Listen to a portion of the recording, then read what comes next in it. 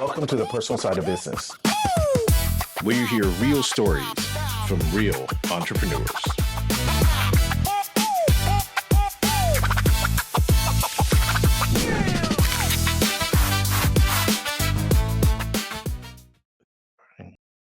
Hi, and welcome to the personal side of business, where every business has a story. I'm your host, Jet Banduwang. Today, we're going to have the expert on making you the expert. Welcome to the podcast, Christine Blosdale. Thank you, Jet. I've been looking forward to this. I can't wait to throw out some gems for your audience. Yeah.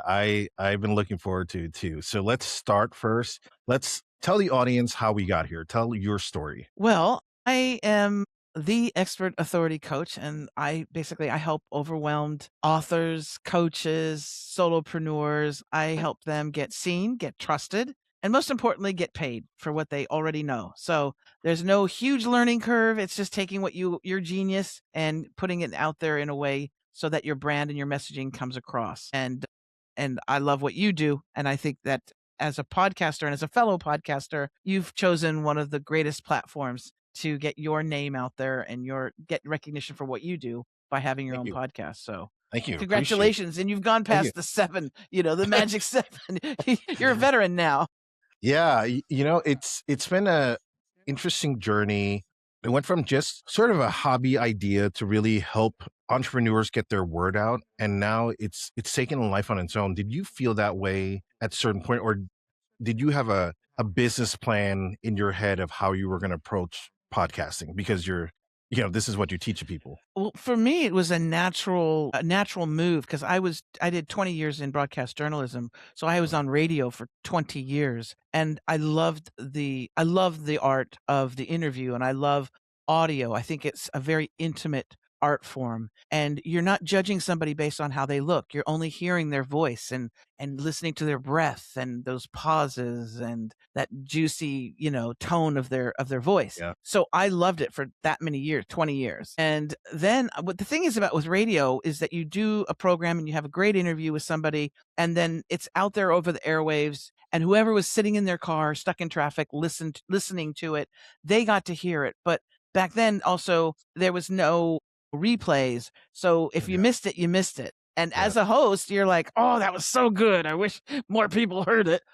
So when this thing called podcasting came around, and I started, I think it was about 11 years. I have to get the exact date, but I think it was about 11 years ago that I started. I just thought it was a brilliant format because I was like, oh my gosh, you mean I can talk about anything I want? And, no subject is taboo, and it can live on in perpetuity. And yeah, that's sort of the natural progression that I did. I just knew that I needed a platform that I could continue the thing that I love, that I'm passionate about. So it started off that way, and then it sort of morphed.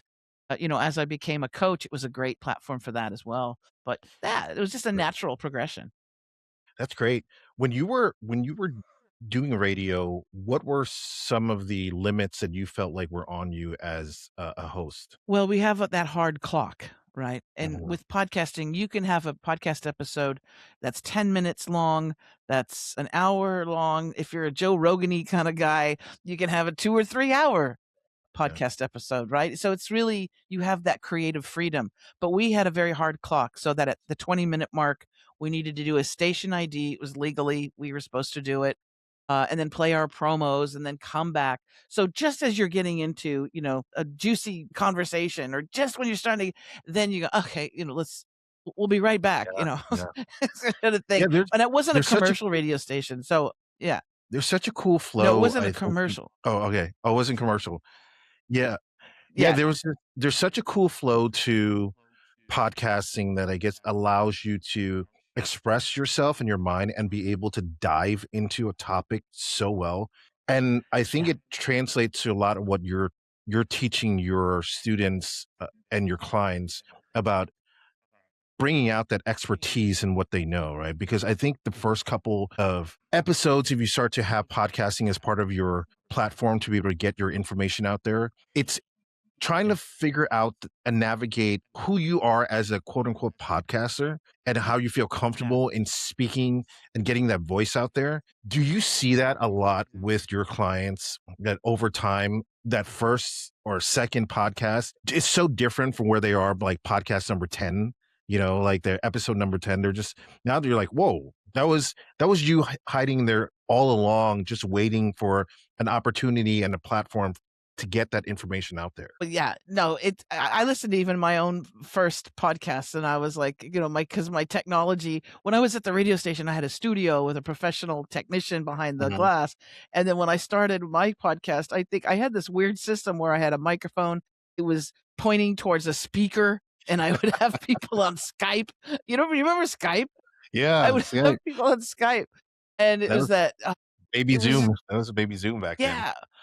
But it's, what? It's the content that's important. It's what you do with that time. So I remember early on, I had an interview with a narcissist. I have actually written a book based on those interviews, but I had an interview with a narcissist, and the sound quality was funky. It was I had no video, and I had the microphone pointing toward a speaker, but it was such an interesting topic, and the guest was so interesting that show got so many. Still to this day, it's one of the most popular episodes, and that was 10, 11 years ago. So it's really about what you do and how you do it, not so much that perfectionism, right? And for those people who are just starting off and they want to create their own podcast, you know what? Just do it, and then be consistent, but stick with it, because I think it was Apple Podcasts not too long ago, and they said that the average podcaster does about 7 episodes and then they quit. Yeah. And because they haven't made a gazillion dollars, or they don't have 10,000 followers. I don't know, subscribers. So the thing is that if you quit before you get your juice going and people can find out about you, then, it's not a waste, but my goodness, you want to stick with it. That's really the important. Yeah, I totally agree. I think that's one of the toughest things, is seeing this long road instead of just seeing a couple of blocks. To be that's where I need to be. But really, it's this journey that where I'm at now, I never would have thought it would have gotten even this far. And I was just like, well, we'll just do this, and whatever happens, happens. And along the way of what that quote unquote plan and I thought I had has now changed quite a bit. And to have a conversation with someone you're in Australia. So this is we didn't even bring that up, but to have a podcast, like I thought every podcast episode I was going to have was going to be in person. And I was like, oh, I can't get to everyone. And there were so many interesting people like yourself that I wanted to really be able to have a conversation with. So these platforms now allow us to be able to have these conversations, and good quality too. And I was thinking when you were bringing that up, imagine we were trying to do a podcast back in, I don't know, 25 years ago. We really would have had to rig up a lot of different contraptions just to make work. I don't know what that was like for you to start to do that in the beginning, but I'm sure it was like, you were like, there's got to be a better situation. Ridiculous. It was ridiculous back then.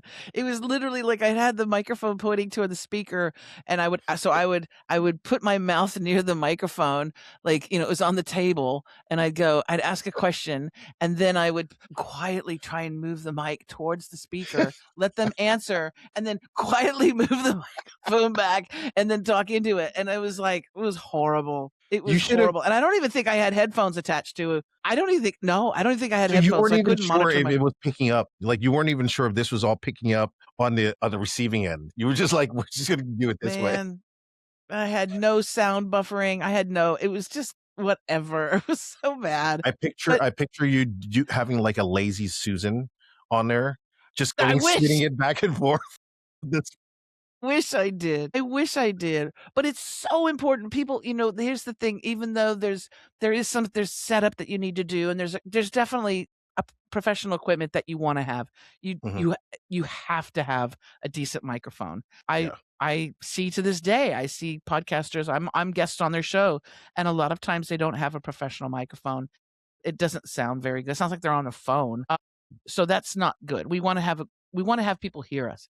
But here's the other thing. So in that long journey that you have, and Jet, you know it, and I know it, that long journey that you have of doing the podcast, you can start to be strategic with it if you're working on your brand, if you're working on expressing your brand or your, business, but you can repurpose that content. And this is the thing that a lot of podcasters don't really utilize. Every episode of your podcast can be turned into a chapter in a book, which could be a bestseller, right? If you interview, let's say you're interviewing women who've crashed through the glass ceiling.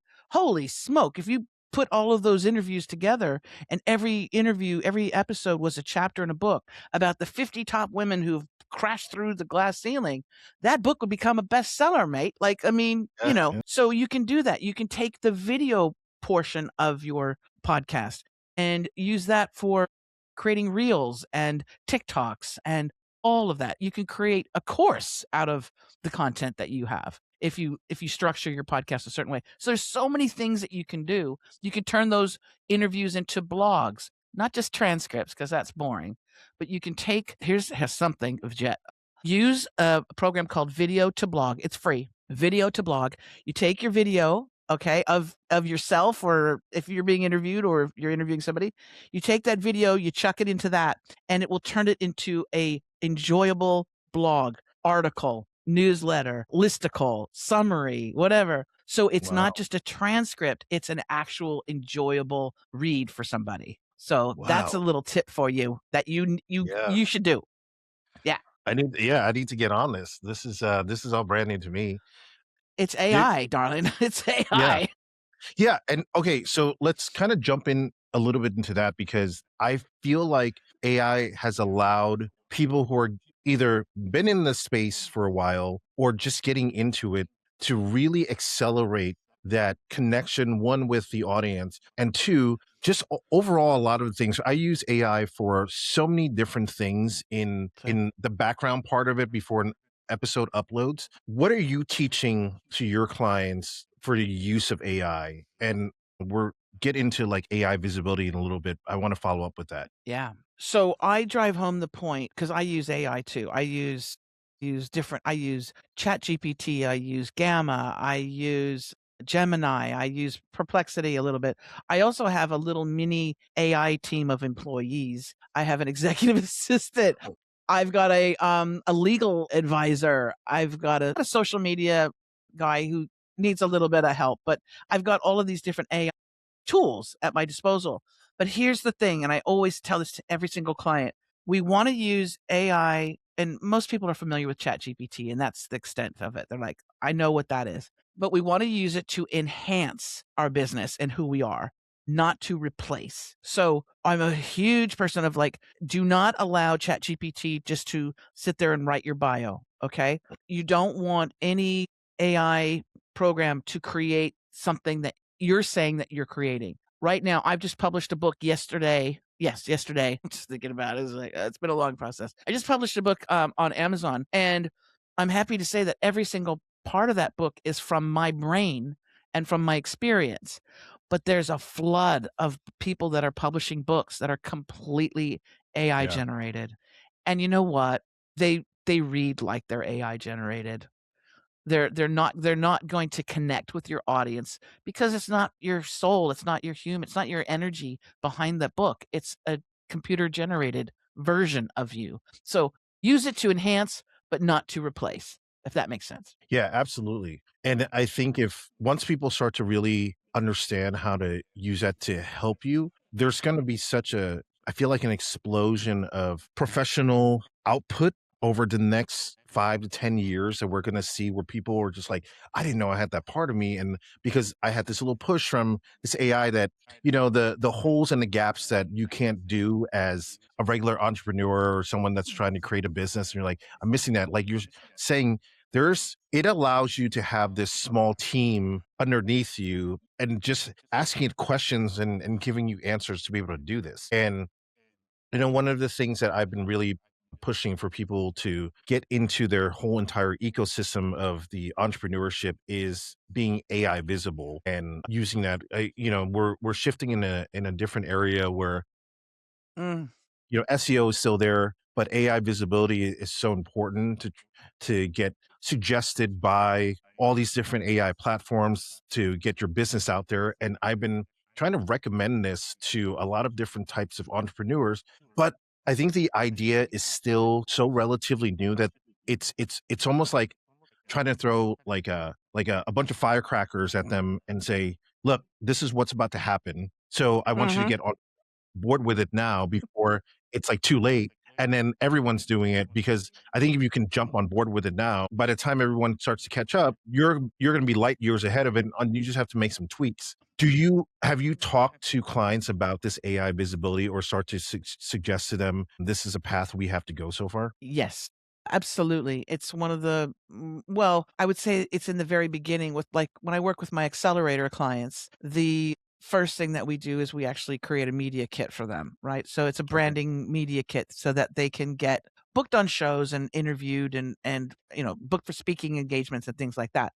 But then the very next part of that is the importance of the visibility that we have in Ask Engine. So it's like an AEO, Ask Engine Optimization, right? Which is your Chat Nice. GPTs and Claude and all that stuff. Uh, So talking about that, what I have is, it's one of my, I think it's the very first question I have on a quiz that I send people. And in that quiz, it says, if you were to Google or Chat GPT your name, okay, and sometimes you have to do your name and type, because if your name is Sue Smith, well, you're going to have to say Sue Smith, yeah. fitness coach or whatever. If you were to put that in, what would come up? And it used to be, that question used to be, if you were to Google yourself, what would come up? It's interesting because now we have to include that Chat GPT. And Yeah. that is by getting out. And this is a message I put on every single page of my website. It's at the very bottom, and it says, remember this: if you're not seen and heard, you're not hired. Okay. If you're Yeah. not seen and heard, you're not hired. So that means you need to write those blogs. You need to create those videos. You need to get those interviews on podcast shows, appearances on summits, those type of things, because your name and your title and what you do is going to go out into all of these different search engines. And I'm going to be, after this, I'm going to be on Jet's search engines, right? All of the stuff that Jet Yeah. is putting out about this episode, my name is going to be associated with it and my website.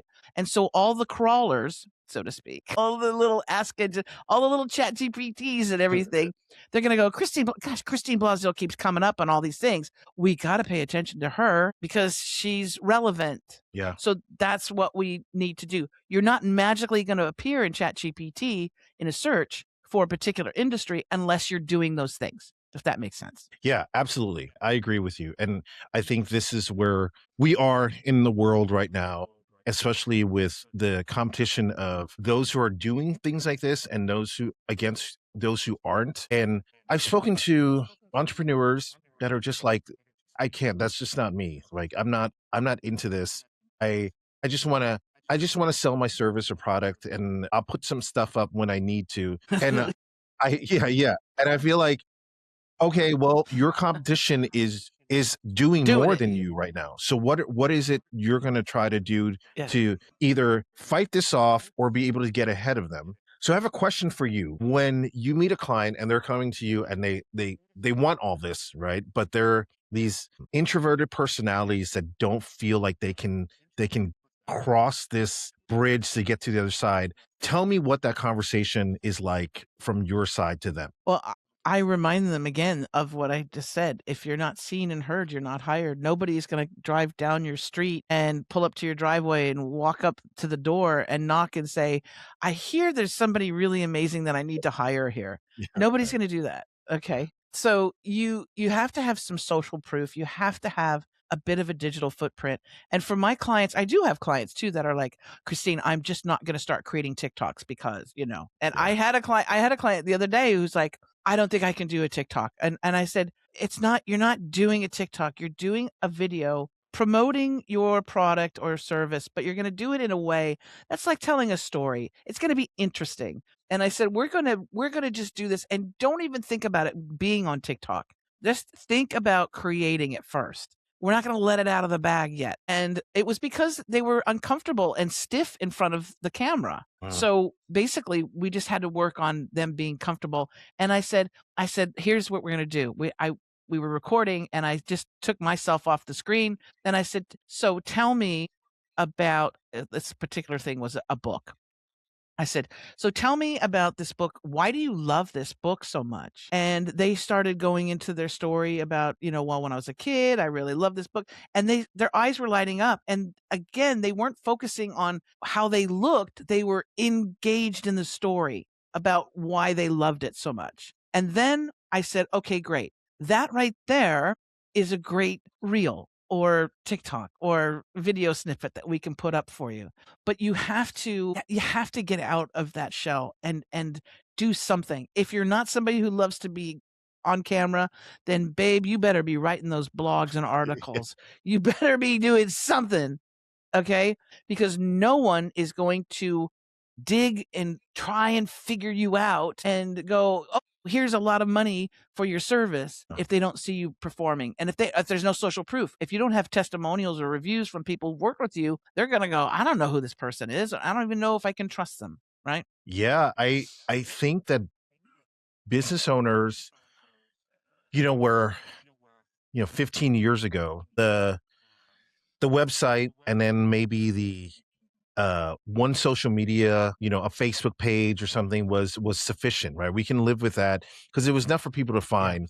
But now, like you're saying, there's so much out there, and the person who is willing to go above and beyond to get their information out there and become this brand slash business owner, and it's like this mix now where I think people are wanting to connect to whoever it is that is the CEO, the owner of the business, or if, and I've had this discussion with people that if it's not you, then you need to figure out who it is that can be this persona that's going to represent the business wherever you go. So yes, figuring that out too, I think is important. And I think coming up with these steps, because you have a long-term plan, and then you also have a 90-day accelerator plan, right? Can you tell me what the major difference with those two are? Well, the 90 days, I chose the 90-day accelerator program because exactly in those 3 months,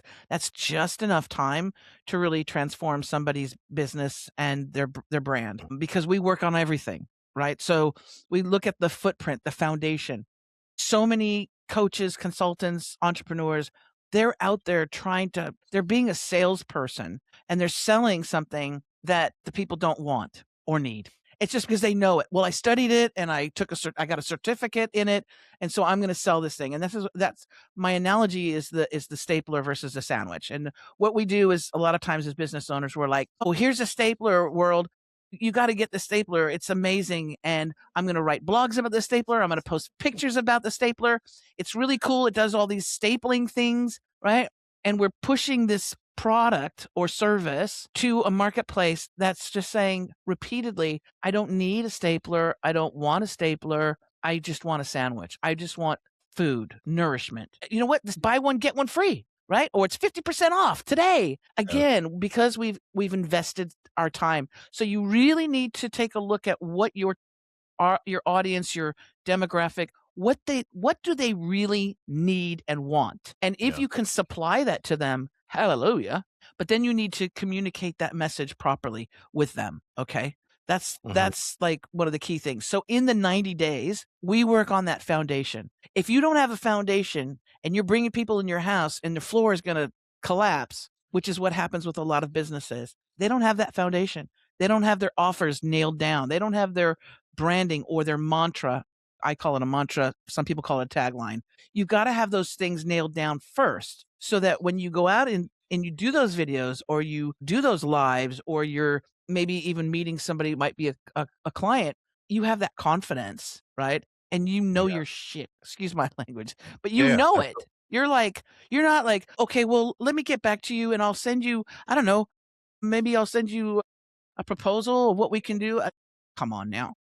You have to know it, and it needs to be embedded in your brain so that you can say, right, the 90-day program, the accelerated program is perfect for you because I hold your hand through everything. If you want to create a podcast, I'll show you how to do that, and we'll do it. You will have a podcast. If you want to write a best-selling book, we will do that, and I'll show you, and we will do it together so that you have that book.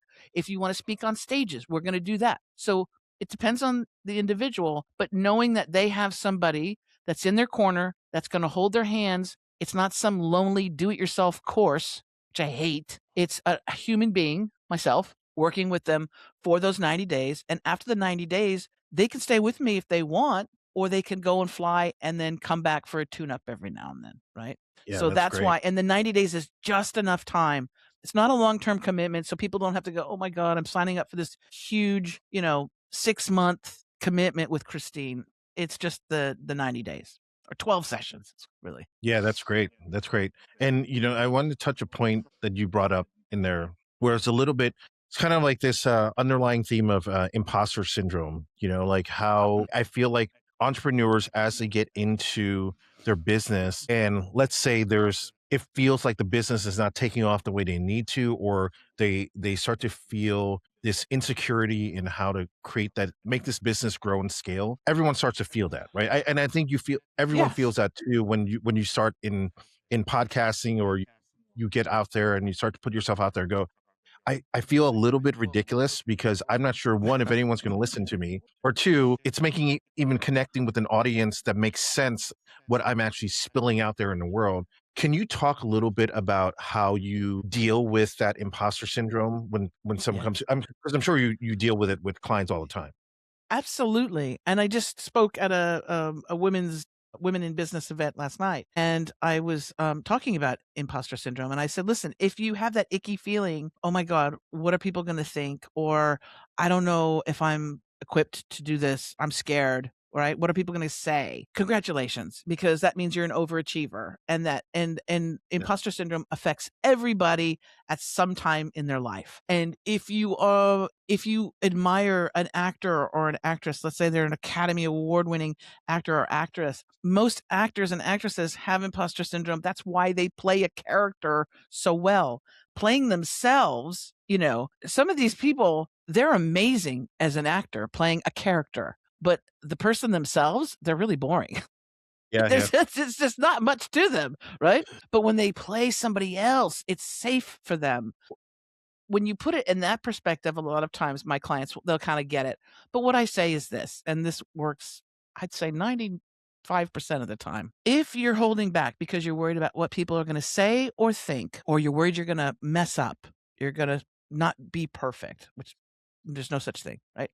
But if you're worried about what people are going to say about you, you are doing a disservice to the people that you claim that you want to serve. So I say this, let's not focus on you, how you look, because I've gotten people saying, well, I'm too old, I'm too fat, I'm too this, I'm too that. And I said, let's get away from you for a second. Okay. You don't matter that much right now. And people are like, what?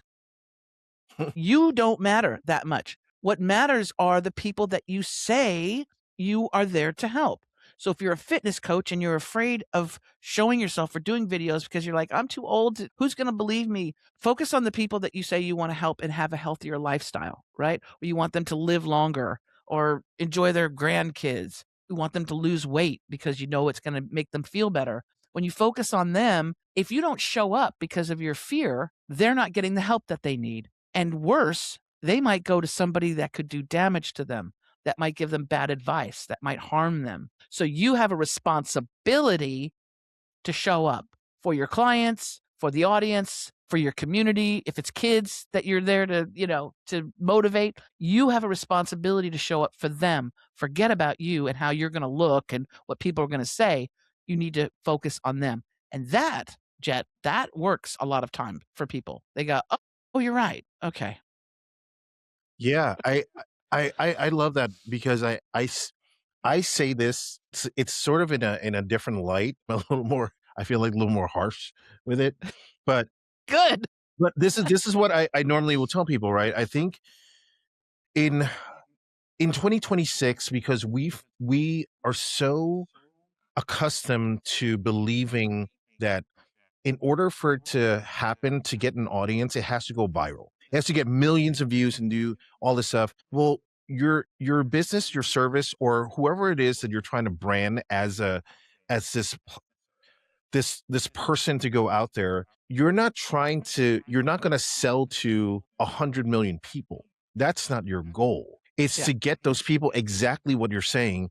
It's those people that actually are going to buy services from you, buy your retail, whatever it is, you rather get 80 to 90% of those people than to get 5% of 100 million people, because that's not, it's so hard to try to reach all those people, right? But if you're in this community of people, there's like, here, hey, there's like 100,000 people that I can go after that there's such a good percentage chance that they're going to buy from me. Go after those. That can build your business into something else, and then you start to grow from there. But I think when you're trying to just get everyone everywhere, it's a little bit out of focus, and then you start to feel defeated a lot of times, because it's such a huge reach to try to do that. And you're like, I did not get 4 million views on this video. I'm like, you know how often that happens. It seems like it happens so much because those are things we see every day, right? But then you pull the lens out and you're like, wow, there's literally 7 billion people on YouTube trying to do the same thing, and there's only 7 Yeah. people that make it to that, million views or whatever it is. So And yeah, it doesn't translate to actual, millions of views do not translate into dollars into your bank. Mhm. It doesn't translate into clients or what depends on what your goal is. But also, here's the thing, and this is an exercise I do for people as well who are like, oh, I just feel like I'm just going to create content and nothing's going to happen. And I say this, I say, okay, when you're creating content, and let's say you're posting a video, okay, put it out there. And this is not to get too woo woo, but it's a little woo woo, whatever. But you want to magically imagine that your ideal perfect client is going to see the content that you create. They're going to be inquisitive and they're going to be magnetized to you because they are a match for your energy, for Mhm. your vibe, for your bat signal that you're putting out there. Okay. And you want that because, listen, as a coach, I spend a lot of time with clients. I want the right people in my world. I don't want just people to pay me and they're a pain in the butt to spend time with. And it would drain my soul if I had to work with people that I didn't really love. And Mhm. all of my clients, for whatever reason, the ones that are attracted to me are people that are like my family now. Like, I love them. They are dear friends and family members now. You know what I'm saying? So that exchange of my energy for their investment, for them paying me for my service, it's because I want to attract the people that I really want to work with. And if you put it in that frame of mind and just imagine, you may never hear from them. You may not get immediate feedback, but just put out that content. If it's writing the book or doing the video or creating a podcast, put it out there with that intention that the right people or persons are going to see this, watch it, feel it, and they're going to be attracted to what I have to offer. And then just leave it. And you'd be amazed. You would be amazed at what happens. If you have the desperation stink and you're like, this struggle and I need to make something, so I'm going to be like a salesman, like a used car salesman. No Yeah. offense to used car salesmen, but I'm going to push it out there and say, get that stapler. Today it's 50% off. Then you're going to get the tire kickers and you're not going to get the people that you actually want to spend time with and you want to help. Yeah, because I love that staple analogy, because I talk about this a lot.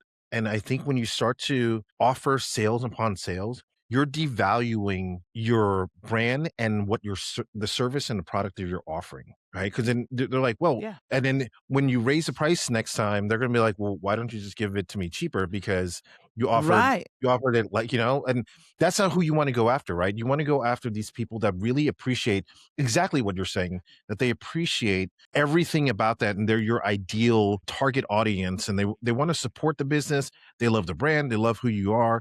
There's enough people out there in this world, in the United States, in these cities, in these small towns in America, that will come to appreciate, and not just America, all over the world. But Yeah. uh, Yeah.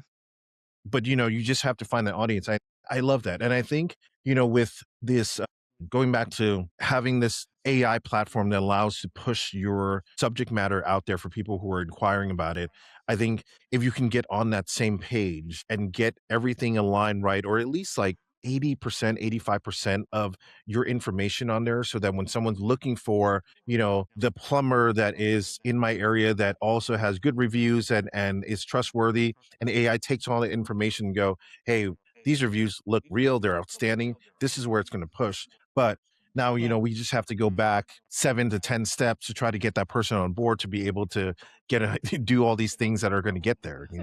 So yeah, I appreciate everything you're saying there. I feel like you and I think in this same realm, right?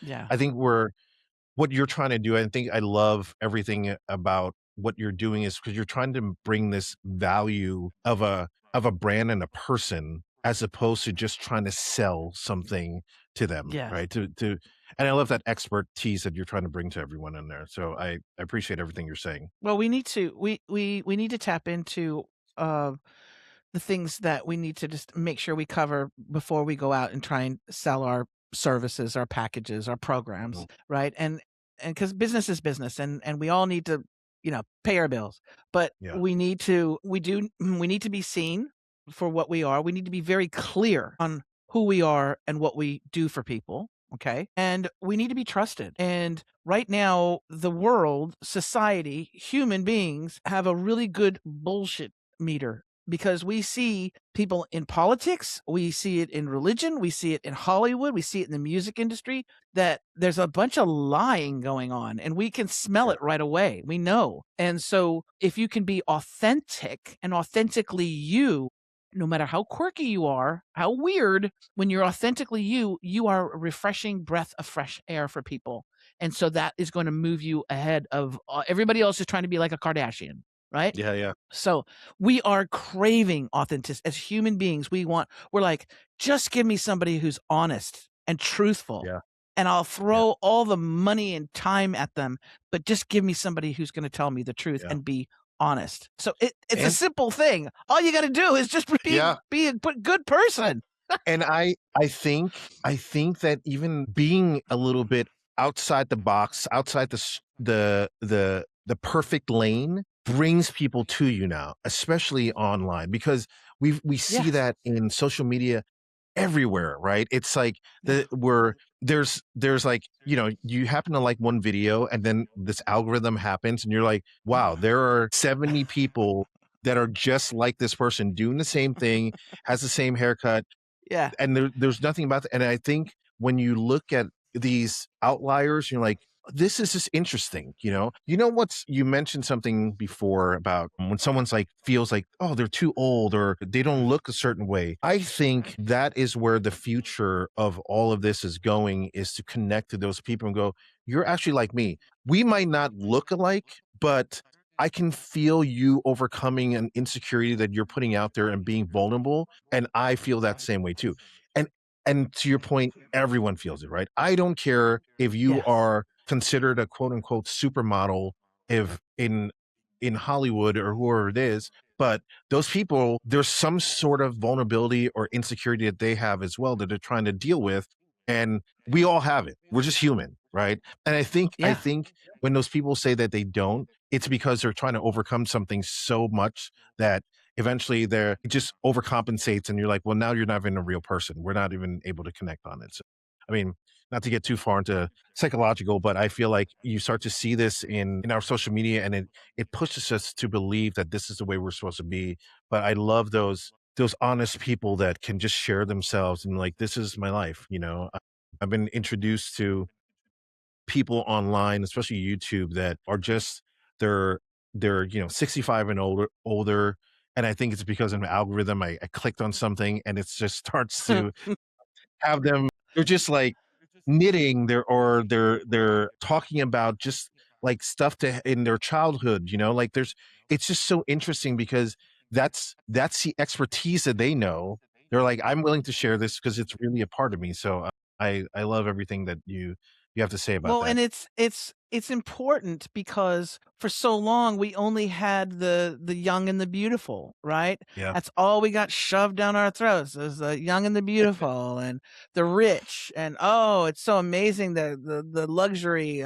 And now it's like, it's just refreshing to have, I've got this, there's somebody that I'm following on TikTok now who she's obviously from New York. She's got an accent like that, and she's like, Gabon, she's Italian, and she's got these big glasses, and she just comments on, what's happening with the world and in America and the president. And she just goes off and she's like, what are you doing? This is the stupidest thing. I can't believe it. But she's authentically herself. And you look at the comments and people are saying, I love you. Yeah. I don't know how you came up on my algorithm, but I am so happy.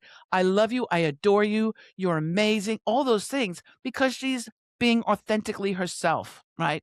And it's refreshing. One of the greatest lines that I love now that I feel like it's happening more and more in comments is, whatever is wrong with that person, I love it. And that is, I think we're starting to connect to that more and more, because we start to see it. And one of the things that I think has allowed us to see that more in light is the social media, right? There has been this negative thing, it's happened, right?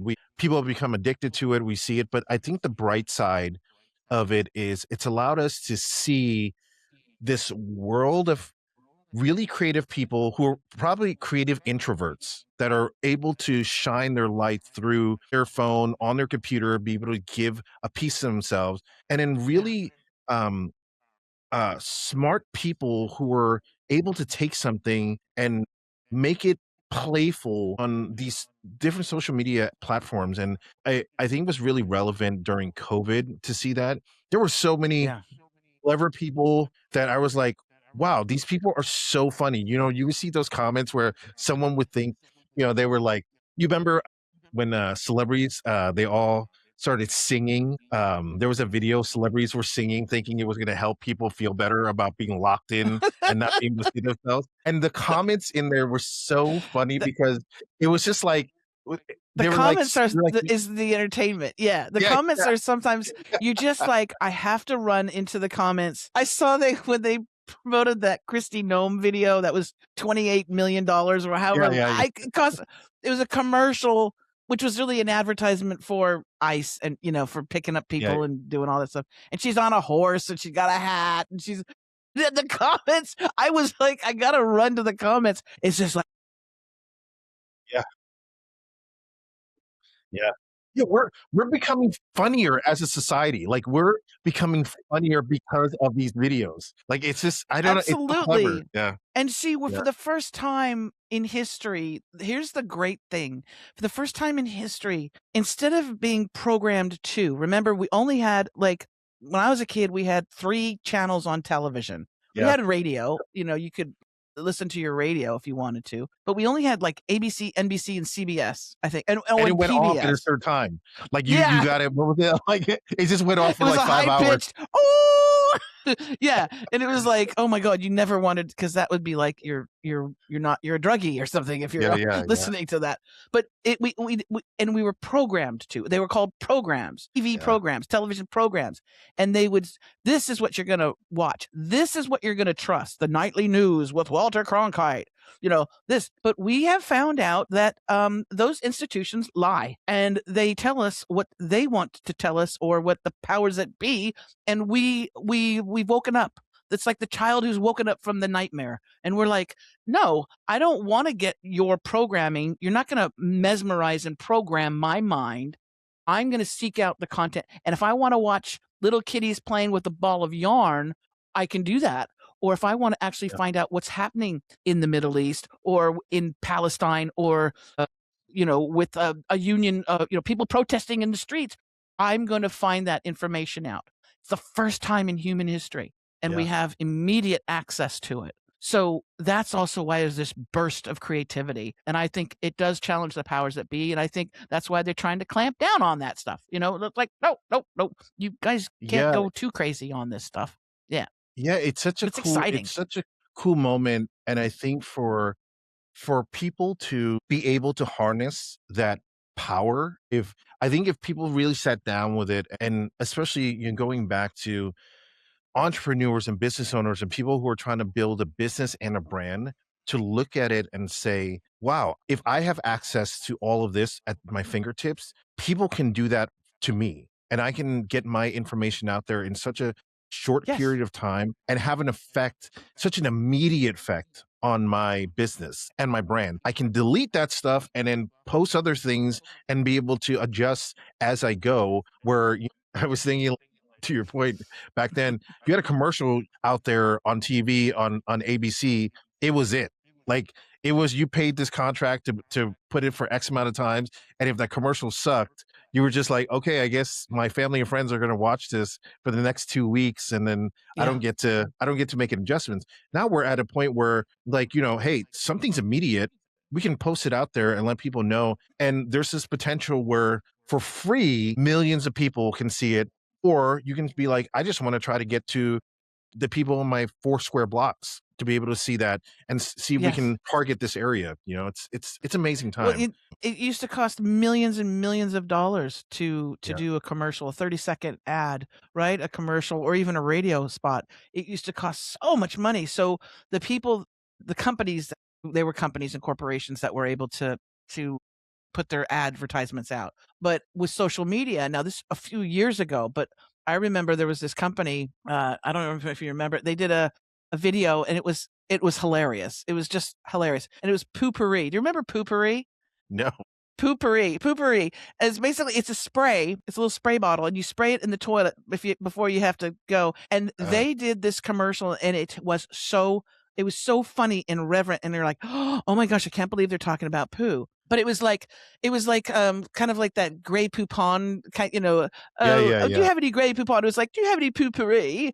And it was very, very funny. And it was done on social media. They became a multi-million-dollar company. They sell Poopery in the stores, grocery stores, all over the place. People were going mad for it. They wanted the lemon one. They wanted the raspberry one. And it was all thanks to social media. They did not Yeah. do a huge marketing campaign and getting it on television. But that's the power of, of a little bit of creativity and getting it out there on social media, and the market will respond. They always Yeah. do. Yeah. Always do. To agree. Yeah, Christine, I feel like we can talk for hours. I'm going to have to bring you back on, and we're going to have to explore other parts of I'd love what you do to. to help Thank them. you. Yeah. I'd love to. Okay, let's tell everyone first. Before we tell everyone how to find you, I want you to tell them about your book right now that you have out on Amazon. Yes. Okay, so it just hit Amazon, just hit the shops now. It's called The Expert Authority Code: How to Get Seen, Trusted, and Paid for What You Already Know. My author copies are coming today in a box from Amazon, so I don't even have a copy to show you on the video. I only have a little printout, and I print out everything in black and white because I save money on the printing. But Yeah. the Expert Authority Code, it's done in that kind of Da Vinci Code style, Yeah. the cover, and I've got it now. It's a Kindle and also a paperback. I'm going to work on the audiobook. That's not available yet, but I'm going to work on that. And yeah, I'm really excited. It's like right now I'm checking the charts. We're like number 7 in the starting a business category and number 10 in marketing for small business. Wow. This is Amazon's number 22 in marketing. So I'm going to be checking the charts all day to see where we go with it. I'm hoping it hits number 1. That would be great. It'd be my 6th number 1. So we'll see. Wow. If it doesn't, it's okay. Somebody, it's all right. But it's You're my like, baby. It's all of the stuff that I've had in here for all the different years, and how people can become an expert. The things that you can do to become an expert authority and someone that people will reach out to and be magnetized to. Those tips and strategies are in the book. Awesome. That's amazing. Yeah. Please go support it. Go check it out. And where can they find you if they want to look you up? Super easy. Just you can look up Expert Authority Coach, and that's me, Christine Blosdale. But if you go to expertauthoritycoach.com, that's my website. It has everything there, links to my books. Also, if you want to have that consultation with me, it's absolutely free. You can sit down with me and we will go over your business, your brand. If you haven't started your business yet, but you want to, then that's a really important time to have a conversation with me. And like I said, it's absolutely free. And then you can also look at the 90-day accelerator program if that's for you. If you need somebody to hold your hand through that whole process and to help you get the message out about your business and your brand, then I encourage you to take a look at that. And I just thank you so much, Jet, for your generosity of allowing me to reach your amazing listeners and share this conversation with you.